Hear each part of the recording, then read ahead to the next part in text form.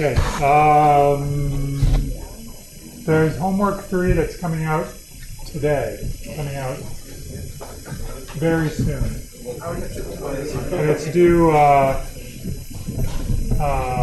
November. It's due in 2 weeks. That does not mean that it's twice as long as normal homeworks. It just means that you've got a lot of stuff going on, and we wanted to make things flexible. So we're giving you 2 weeks to do it. But you probably want to start early, just like you do with everything. There's a midterm on November 7th. Part of the reason why homework 3 is 2 weeks long. And there's a programming assignment 2 that's due on November 1st.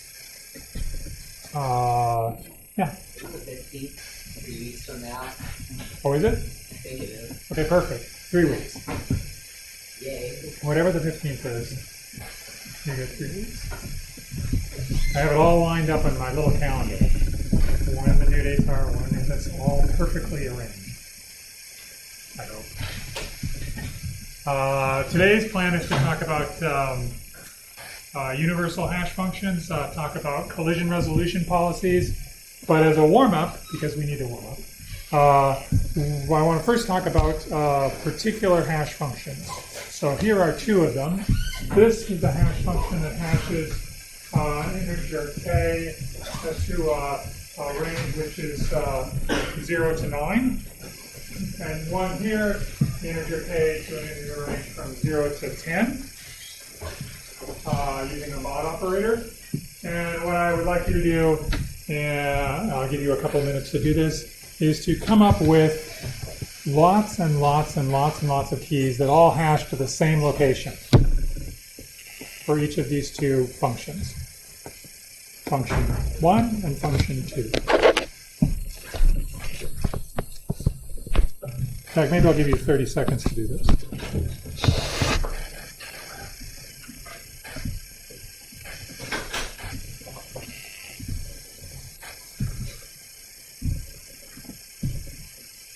While you're doing that, I'll draw a picture.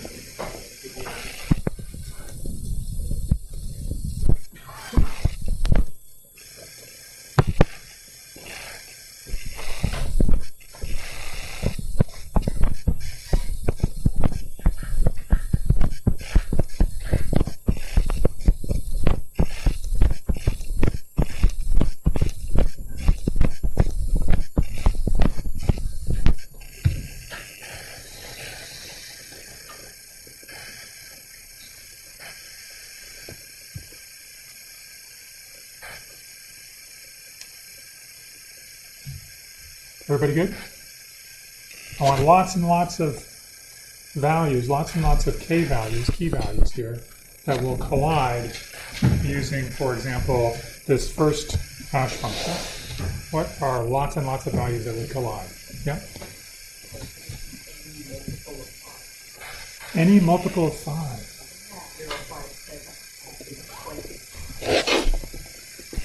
That's very interesting. How'd you figure that out? So he said any multiple of 5. Like 0 or 5. Excellent. That's exactly how I did it. I thought there was... What's that?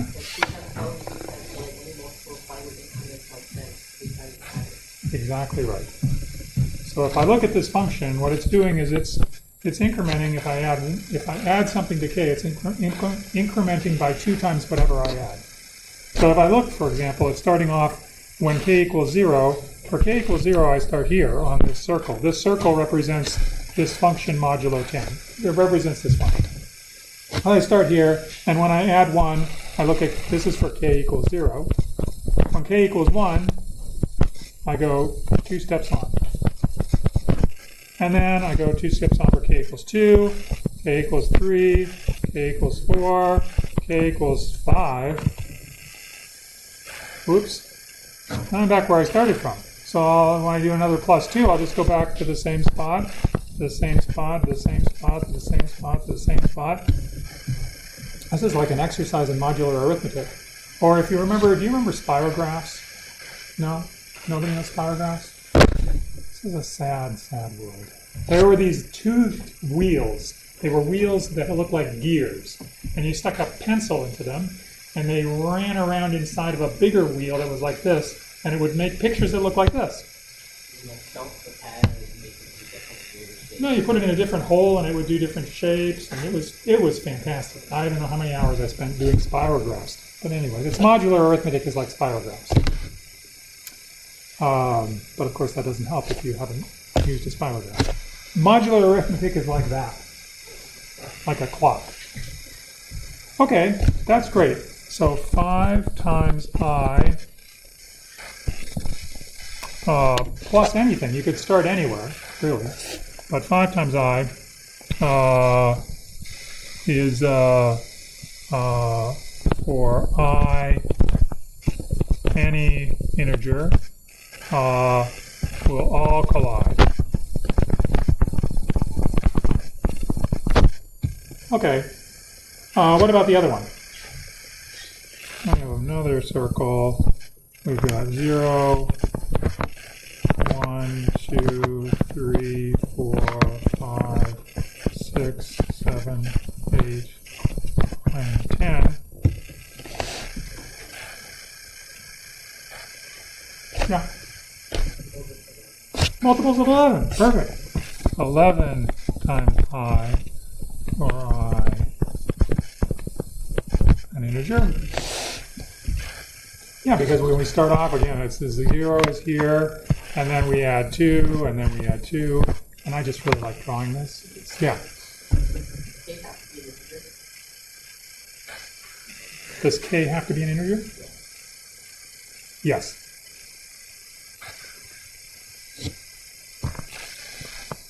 Yes. There, and there, and there, and there, and there. Isn't this cool? Wouldn't you be entertained if a wheel was doing this? But a will is doing this. I can't believe I said that. In any case, this one is slightly different in that actually it seems to be a better hash function. Why is it a better hash function? In what way is it better? Yeah. Because you got more people.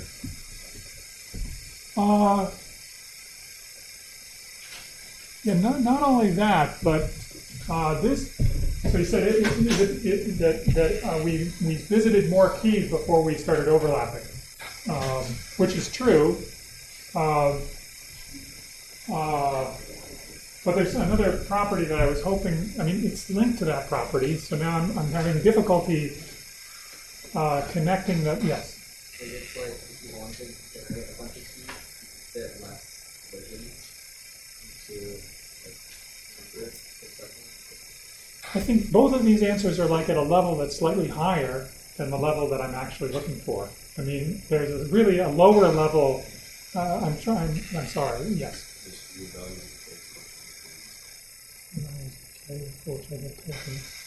No, they're all infinite. The infinite number is all. They're all going to be infinite. Yeah. The first one is skipping slots. I don't ever get to slot number 2. There's nothing that maps to slot number 2. That's not good. That's like I could have just gotten by half the table. I mean, I could make the table size half as big as it was, and it would do the same job for me with a slightly different hash function. So in some sense, this first hash function is bad. But you and I both know that in the sense of being a fixed hash function, they're both bad, because we both didn't have any trouble at all coming up with keys that would all collide in the same location. That was easy. If you have a fixed hash function, and you actually, write that code into, for example, the Java hash library, you're asking for trouble. Somebody will figure out how to create keys that all collide to the same location. It was easy for us to do. But the building blocks of this are going to be the building blocks for something we're going to talk about today. Building blocks for this modular sort of approach is what we're going to use to design a set of hash functions, so that when you create a new hash table, you use a function that's chosen at random from that set, to use for that hash table. So every time you create a new hash table, you pick a new function. Then you use that function for the hash table, for the life of the hash table. Or maybe you resize the hash table and pick a new one. That's what we're going to do. Okay, that's what universal hash functions are. They're a set of functions. There are a set of functions that have the following interesting property. If you look at two different keys, x and y, then if you pick a hash function from the family at random, the probability that those two keys will collide is less than or equal to 1 over m, where m is the table size. So that kind of performance is the kind of performance you would expect from a random function, right? Like you would expect if I just chose a random slot for each key that came in, I would expect that two different keys would collide with probability 1 out of m. It was like the lottery thing that we talked about. There was a California and Illinois that the lottery numbers were, anyway, in some state, California, and some other state, Illinois, they were amazed by the fact that these two states had the same winning lottery numbers, and the probability, they said, was something like 1 over m squared. But it's not 1 over m squared. It's just 1 over m, because once California picks its number, then the probability that Illinois' number is going to collide with that number is 1 out of m. So we have a situation where we're choosing a function at random, and that function chosen at random will map two different keys to the same location with probability 1 out of m. So size of the table. M is always the size of the hash table.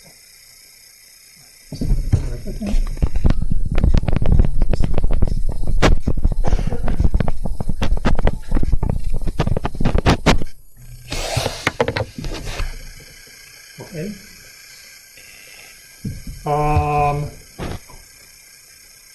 Shall we read this carefully, or is this totally clear?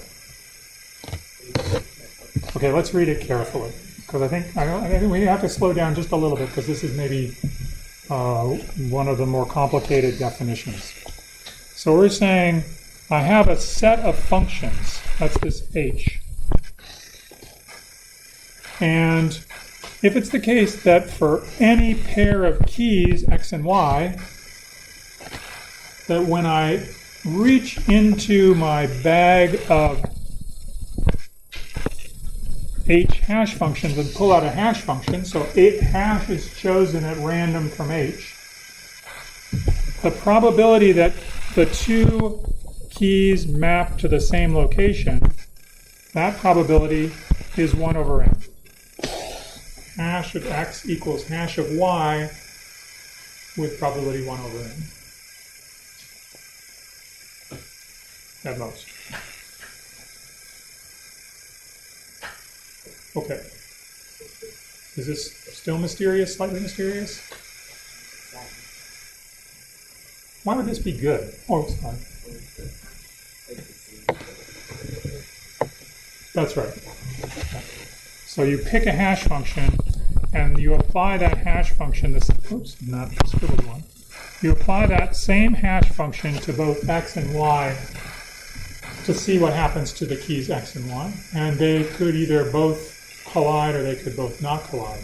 What this is really saying is that if I pick a hash function at random, then while I know that there will be collisions caused by that hash function, I know that because I know every hash function has the potential to have collisions. If I told you a hash function, you could find keys that collide unless it's a trivial sort of thing where the number of keys you're worried about is smaller than the table size, then there would be no collisions.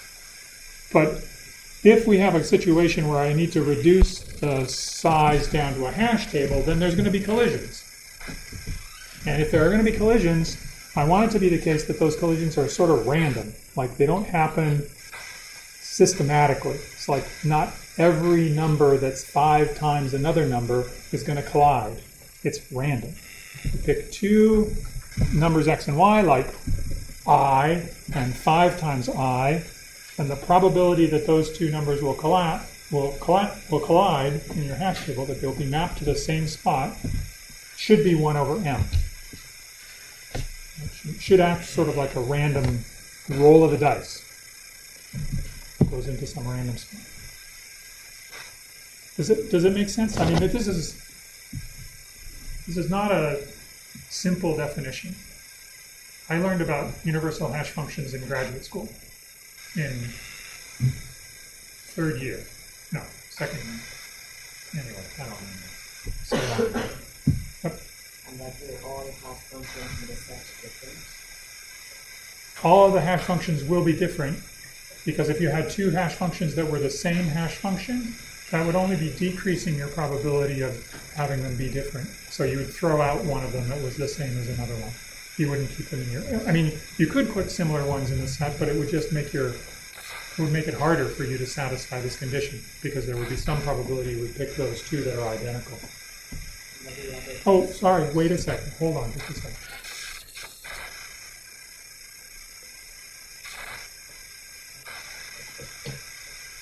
I just lied to you.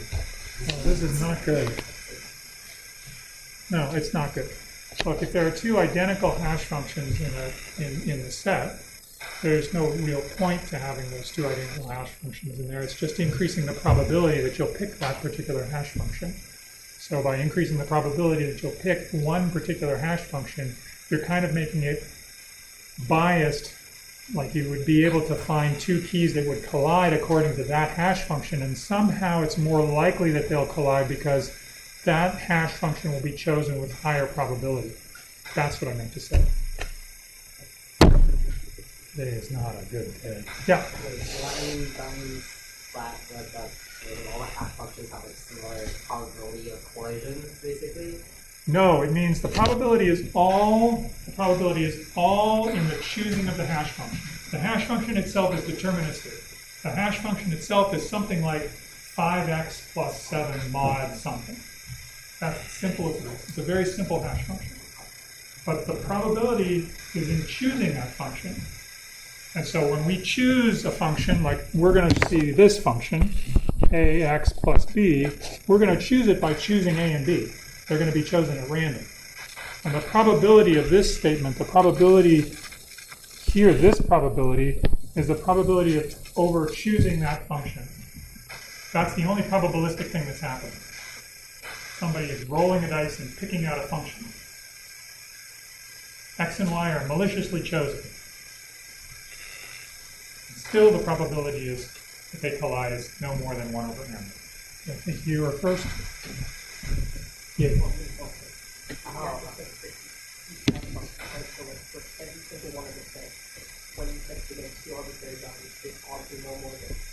No. Yeah. So this is maybe a little strange, but for every hash function, if I have a fixed hash function in my hands, there will be 2 values x and y such that they will collide with 100% probability, because I've fixed the hash function. You can find such things. The probability, though, is over the choice of the hash function. When I reach into my bag of hash functions, I close my eyes and I sprinkle around like this, and I pull one out. The chance that I get a hash function that will map x and y to the same location is 1 over m.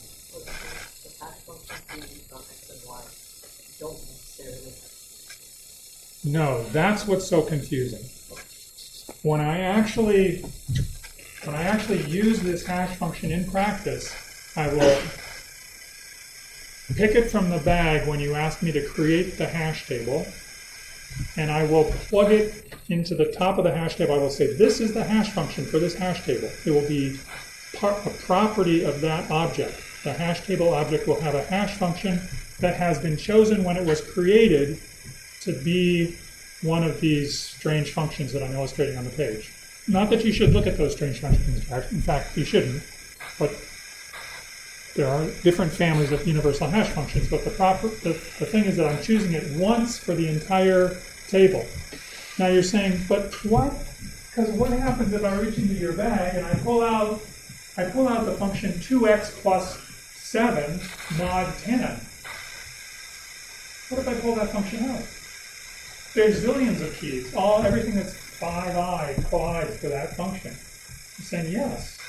For a particular function that you pull out of the bag, there are going to be many, many things that collide. It's easy to find them. However, I'm not going to tell you what A and B are when you create this. It's going to be randomly chosen. They're randomly chosen when the hash table is created, and I'm not going to tell anybody. So that means if you're trying to attack my hash function, you have to guess what A and B I'm going to be choosing before I choose it. Because you're going to say, okay, I got it. I'm going to attack him. Let me ask for a hash table. And I give them a hash table, and they go, okay, I was hoping that they were going to choose 2x plus 7 mod 10. Let's see. Nope, I didn't. I chose something different. So you don't cause any collisions on my hash function, because for that particular function that was chosen, it doesn't work that way. It doesn't create collisions the same way as. Okay, now I think you are next. It's not really extremely inconsistent for scientific the same method in multiple times. You can choose probably different functions.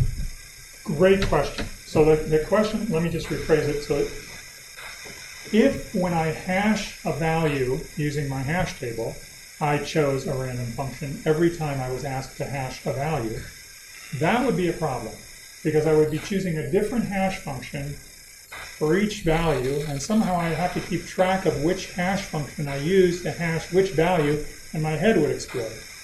So I don't do that. I choose a hash function when I create the table, and that's the hash function that I use for the entire lifetime of the table. Always hashing using whatever it is, 5x plus 13 or whatever. I always use that. Yeah. Just to make sure I understand the definition, that probably a hash function. Are you saying that the probability that the two hash functions are the same is not different? No, the probability that they're the same value at x and y. So the probability is over the choice of hash function. The x and y are fixed values, like you say, 7 and 12. I want to hash 7 and 12. What's the probability that if I choose a hash function, 7 and 12 will collide? That's what this is saying. That probability should be less than 1 over n. So the hash function for hash x and the hash function for hash y is also different. The hash functions are the same. The hash is the same function for both.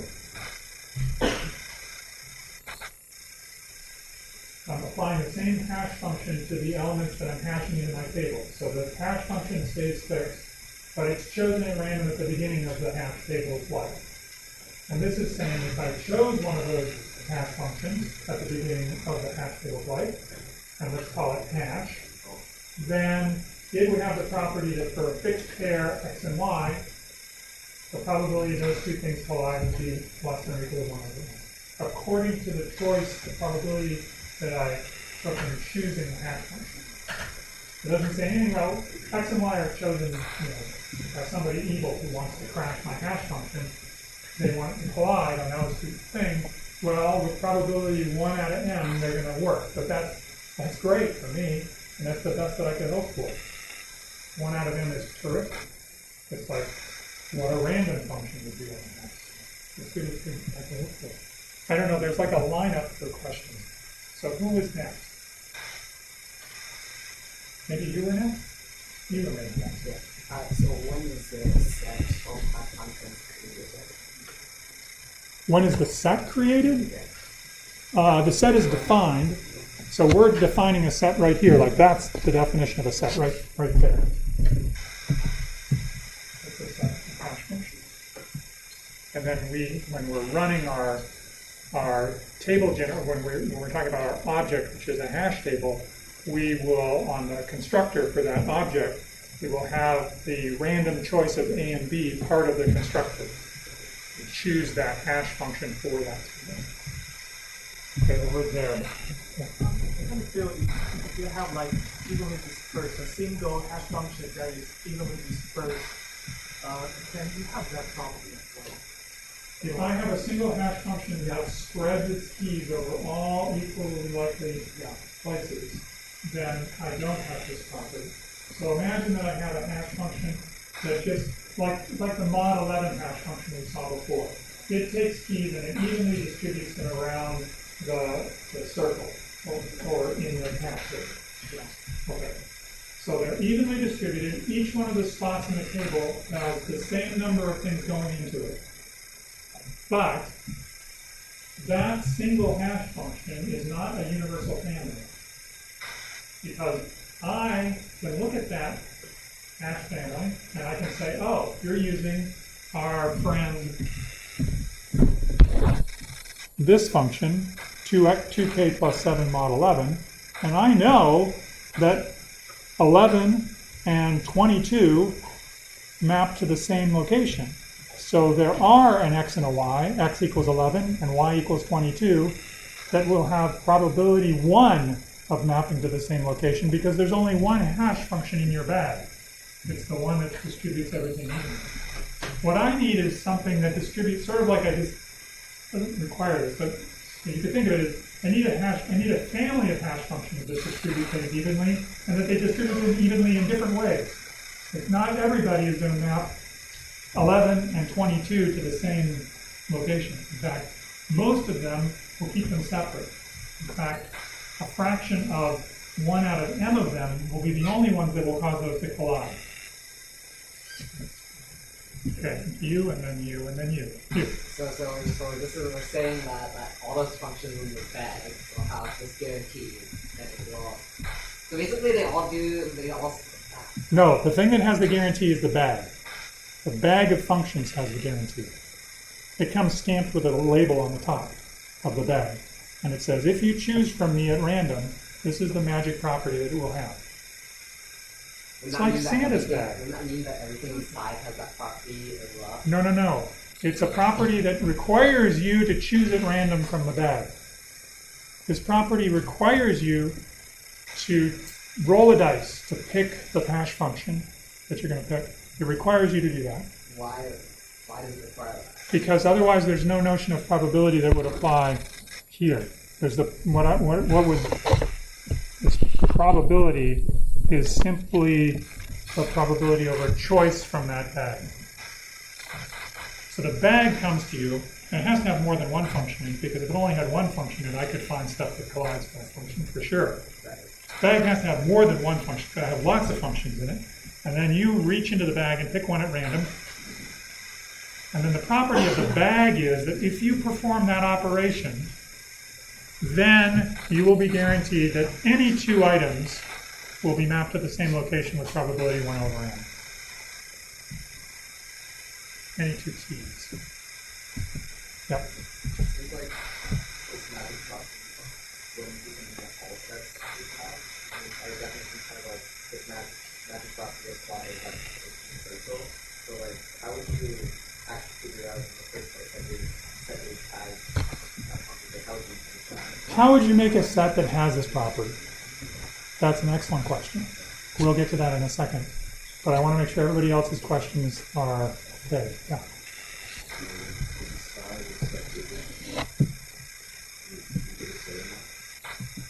Yeah, you can choose the bag of these. Yeah, and the functions that are in there, you can pick those as you wish. Typically, there is, because you need each of the functions to map onto n. So it has to be the what is it called? Domain. The domain of the function is 0 through n minus 1. That's right, your bag has to change. So when you resize a hash function, you choose a new set. But usually it's a family like this where the parameter m is part of the definition of the function. We'll talk about resize in just a bit.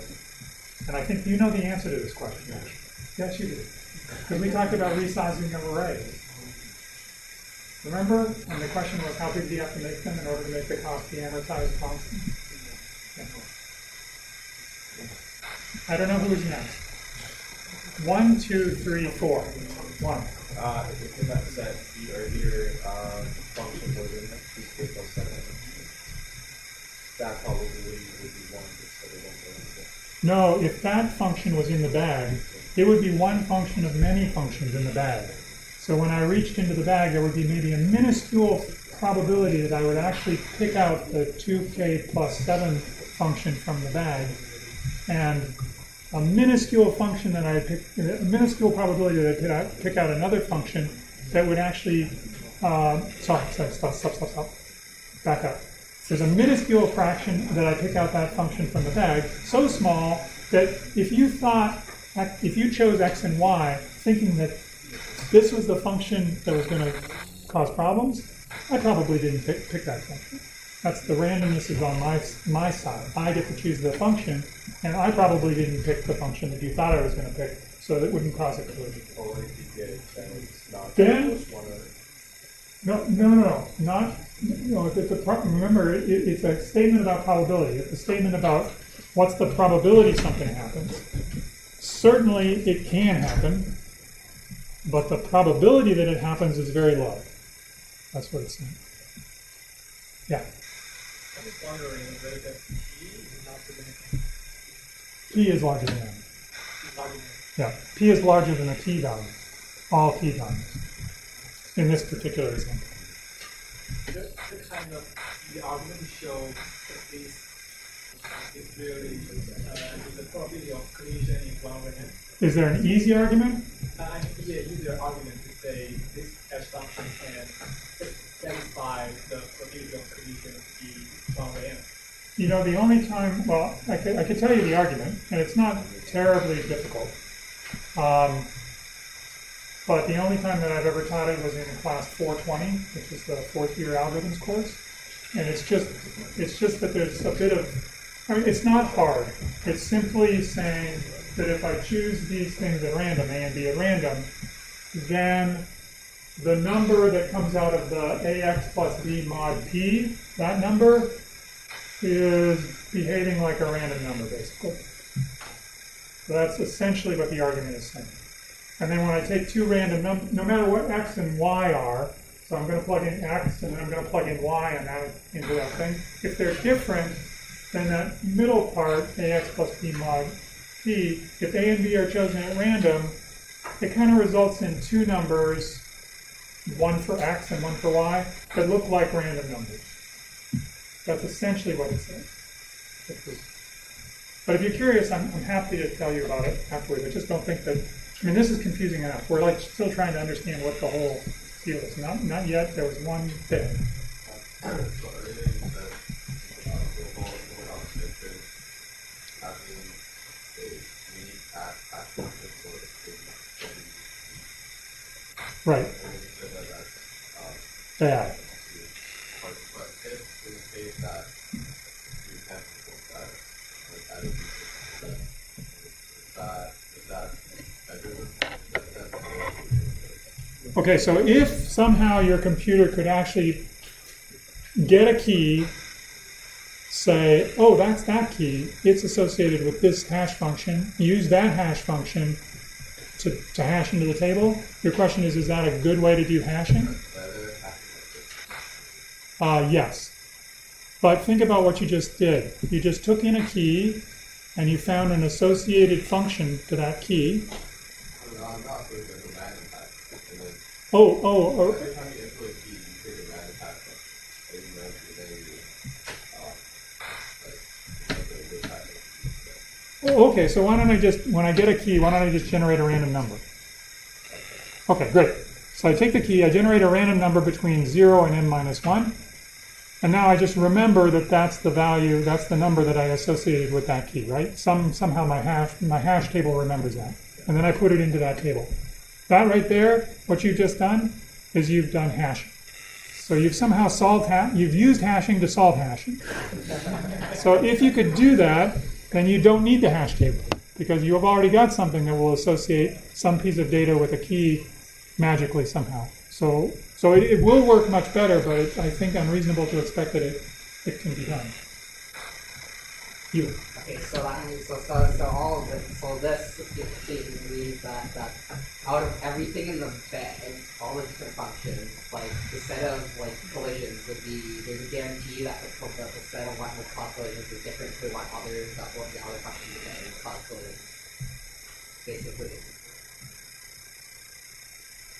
I think you're going to have to say that again. More slowly. It's like you have a bunch of functions inside the bag. I got a bunch of functions in the bag. Yeah. So if you pick a function and they have a set of some x and y that cause collisions, Yep. right? So then this statement is a guarantee that the set of x and y will be different for other functions. There's some degree of separation between other functions, between that set and other functions. Not guaranteed for all pairs of functions, But for a lot of it. but for a lot of it. That's That's what right. the M1 array is like. That's right. It's the fraction of same. it's the fraction of functions that would actually map x and y. It's the fraction of functions that will map x and y to the same spot in the table. The fraction of functions that do that is 1 over m out of the set of functions that are in the bag. So just x and y, but not like the set, like everything. No. It has to be true for all x and y. Okay. So it's true for all. I mean, there's a for all there someplace. Yeah. So you pick two functions and you pick the probability that you pick two is the same set or the same collision set would be 1 over m. Basically, okay. For x and y, yeah. Okay. Yeah. Okay, I just want to make sure that everybody has asked a question in the class. Not everybody. And we should really get everybody involved. But I think maybe what I'm going to do is, if you have specific questions, unless they're like stopping you from understanding what's going on, maybe I should move on, because otherwise we're never going to get anything besides. Oh, but I have to tell you about this thing though. This is one example of a universal hash function, this thing that's on this slide right here, this.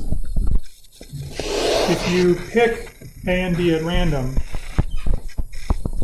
and you use them just like we used 2 and 7 in the previous slide, taking it mod a very large prime number p, bigger than all of the keys that you're going to hash, and then taking that mod the table size. This is a family of functions that satisfy the universal hash function condition. I do not expect you, this was asked in the last, I'm going to preempt it. I do not expect you to create universal hash functions on an exam. However, you do know another universal function. I mean, a universal set of functions. There's another set of functions that you know has this property. What set of functions is that? So this set of functions has a property. And by the way, the number of these functions, so the number of functions in the bag is the number of ways that you can choose A, and the number times the number of ways you can choose B. So the number of these functions is, you have P minus 1 choices for A, and you have P choices for B, so it's P minus 1 times P. That's the number of functions that are in the bag. But P is a very large prime number, bigger than any key that you're going to be hashing.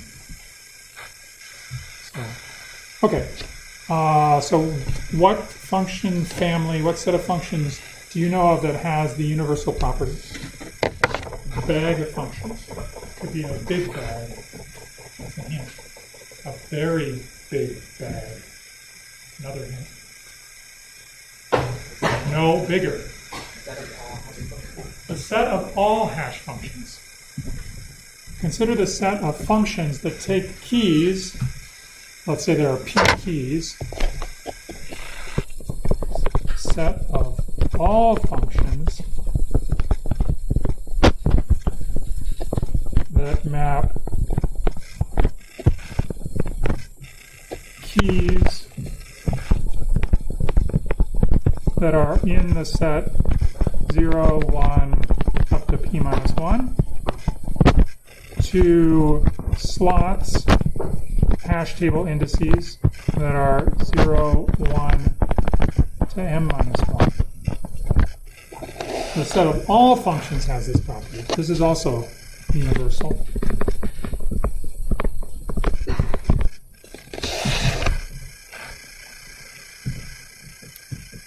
Think about if I fix x and y, and I reach into this magic bag of a large number of functions.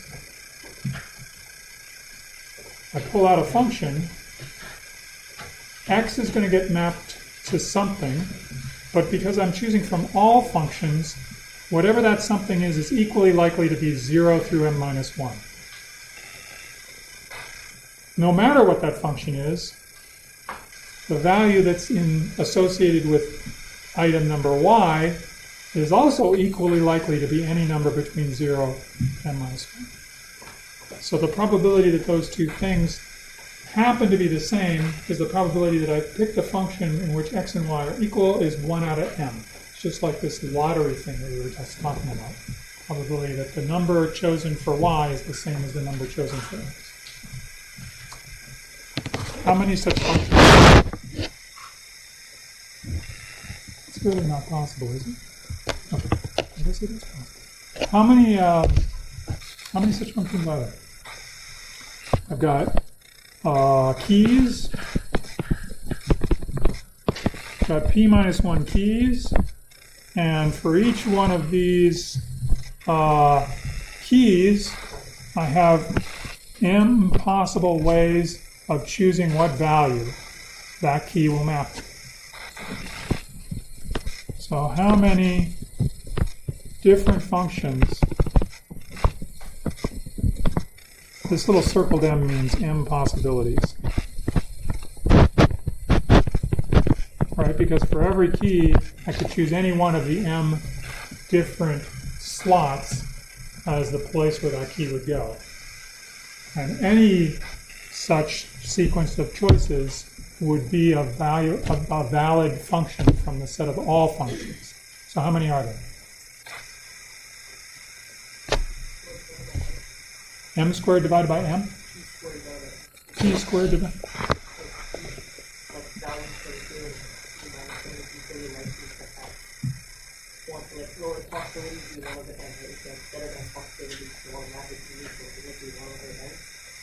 Well, this is just talking about how big this set of functions is.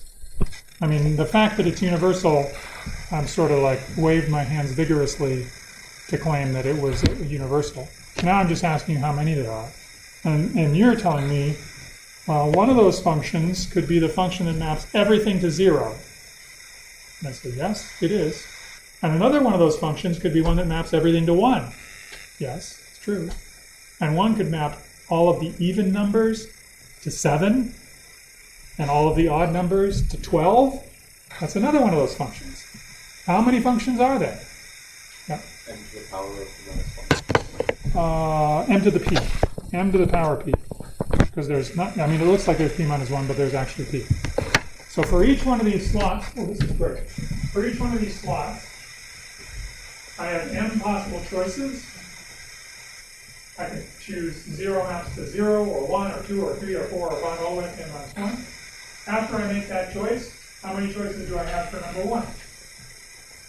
M. And for number 2, M. And each choice that I make is going to create a different function. So I have m possibilities times m possibilities times m possibilities, and I have p of these, from 0 to p minus 1. So it's m times m times m times m times m, p times is m to the v. So there are m to v different functions in this set. That's a lot of functions. It's a huge number compared to p minus 1 times p. Unless m is really small, like 1. Okay. That's universal hash functions. This is like good stuff to know. Birthday paradox, also good stuff to know. We know the answer to these questions. If you're ever in a large party with 23 people, then you can probably bet somebody about this, and you'd have better than a half chance of winning. But the point of this slide is not to remind you about the birthday paradox. The point of this slide is to say that even if we have very good hash functions, very good properties of those hash functions, if, for example, we chose a hash function that somehow magically spread all the keys uniformly and the keys were coming in, and for every key we could pick a random location for the key, even if we did that, that's like the birthday paradox. Even if we did that, we would get collisions. If I generate keys at random, I don't have to generate very many of them. 23 of them is all I have to generate in order to have collision in a hash table of size 365. So you're going to see collisions. The question is, how do you deal with them? So, well, unless you know the keys. If you know the keys in advance, you can design a perfect hash function, which is a cool problem to think about. Like, how would you build a perfect hash function for a set of keys? It's tricky. But anyway, how you would handle it is, traditionally there are two ways of handling it. These are the traditional ways. Separate chaining, which is using a linked list for every cell in the hash table.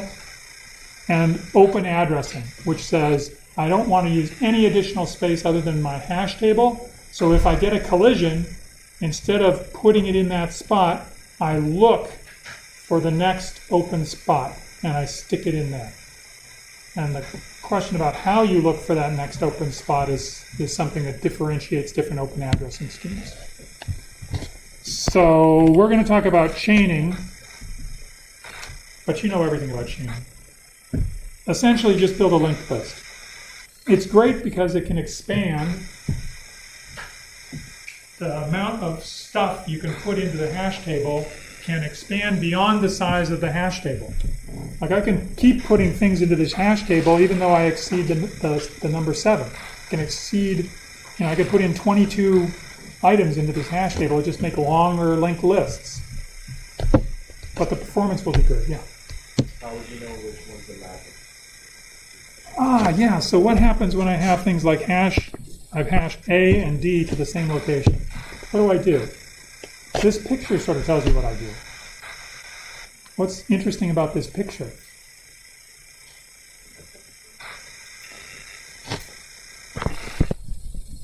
I'm keeping that A around. So if you, for example, if you're looking for G, and G happens to hash to location 1, I compare G against A, I compare G against D, and I say it's not there.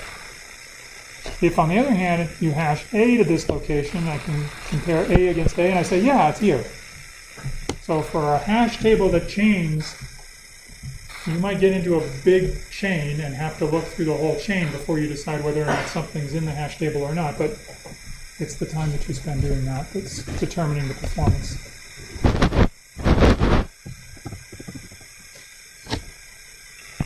Everybody okay with this? This is the scheme. This is the test. If alpha is the load factor, which is the number of things you've put into the table divided by the size of the table, so it's the average number of things in a slot, or the average length of that linked list, what is the cost of an unsuccessful search in the hash table?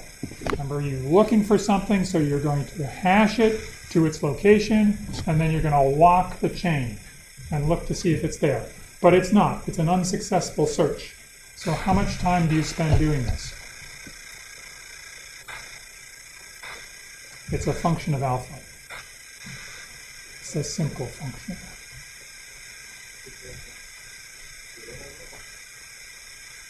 Ceiling value.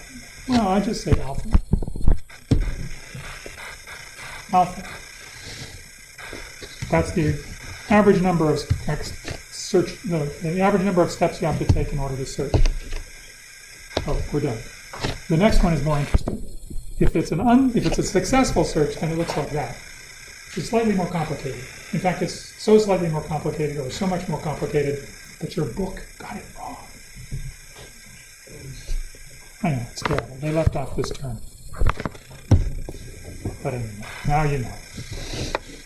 Okay, next time we will talk about not chaining, but open addressing, the one where you actually use just the memory in a hash table.